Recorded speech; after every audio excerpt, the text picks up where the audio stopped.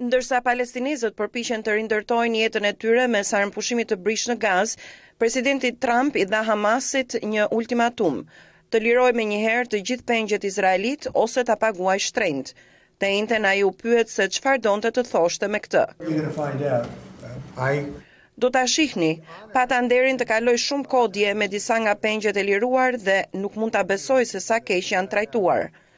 Presidenti Trump e bëri paralajmërimin të mërkurën pas takimit me ta. Administrata e tij dërgoi $4 miliard armë në Izrael këtë javë, hera e dytë brenda një muaji që përdori autoritetin e urgjencës për të anashkaluar miratimin e Kongresit për shitjen.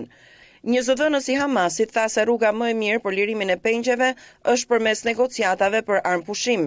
Politika e Washingtonit ka qenë që të mos negociojë me terroristët, por zoti Trump konfirmoi se administrata e tij ka filluar bisedimet e drejtpërdrejta me Hamasin për lirimin e pengjeve. Ne po ndihmojmë Izraelin në këto diskutime, sepse po flasim për pengjet izraelit dhe ne nuk po bëjmë asgjë në lidhje me Hamasin, nuk japim para. Duket se këto bisedime janë të shkëputura nga negociatat mes Hamasit dhe Izraelit për të siguruar fazën e dytë të armëpushimit.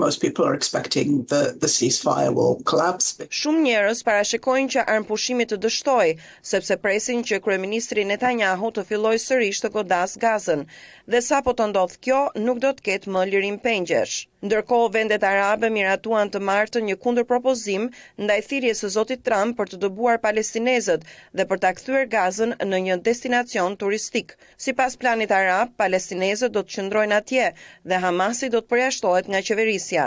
Izraeli e ka hedhur poshtë planin. Plani i vendeve arabe është një hap i parë mirëbesimi, i tha zërit Amerikës i dërguar i presidentit Trump për lindjen e mesme, Steve Witkoff. We're evaluating everything there. Ne po vlerësojmë gjithçka, kështu që është pak herët për të komentuar. Izraeli ka bllokuar gjithashtu të gjithë ndihmën në Gazë që nga e diela, duke përsëritur akuzat e kahershme se ato po i shkojnë Hamasit, gjë që agjencitë ndërkombëtare mohojnë. Aktualisht në territor ka mungesë karburanti, gjë që rrezikon më tej shërbimet bazë si pastrimi i mbeturinave.